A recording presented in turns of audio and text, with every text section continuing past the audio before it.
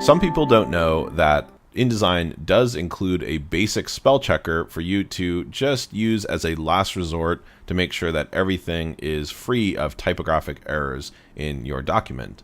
And even if you're not responsible for the text, maybe you're working with a writer, the writer is giving you the text and you're meant to use it, just as it is. It's a good idea to run a simple spell check on it as a last little check to make sure that nothing slips through the cracks. And sometimes, in the process of implementing the text, maybe you're removing some line breaks or, adding some hyphens into things, and you can create some spelling errors in the process of doing that by accident.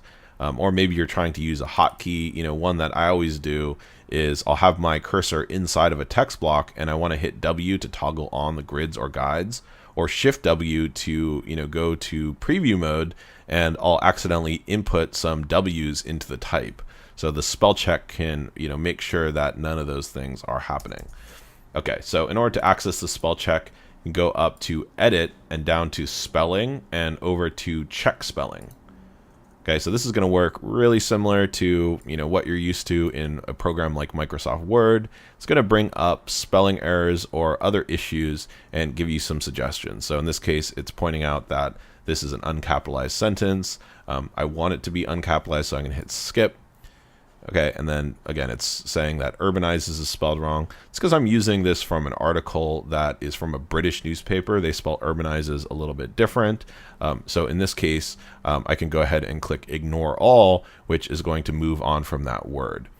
Okay, another thing you can do is add that word to your user dictionary. Okay, so if you're coming up on a word that it's always saying is misspelled, one that always comes up for me is the word internet. Okay, for some reason, internet is not in the default InDesign dictionary. You can add that to the user dictionary, and then it's going to remember that that's an acceptable word for next time.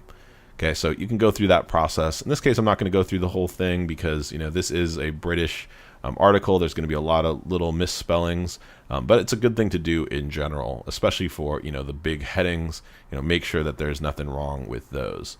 Okay, so I'm going to click Done here. And I want to show you one other possibility, which is to use what's called dynamic spelling. Okay, so I'm going to hit W to toggle on our grids and guides.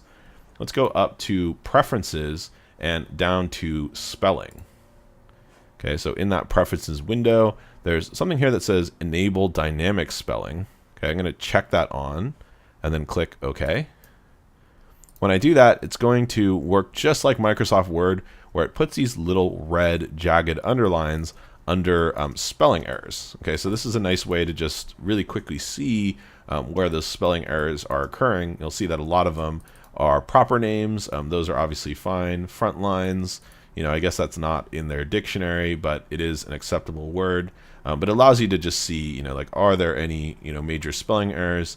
Allows you to do that pretty quick. So that's a good thing to turn on. And just remember that it only works when you're not in this sort of preview mode. So make sure all your grids and guides are available and that you have that preference turned on, and then you'll have a really quick way to verify your spelling.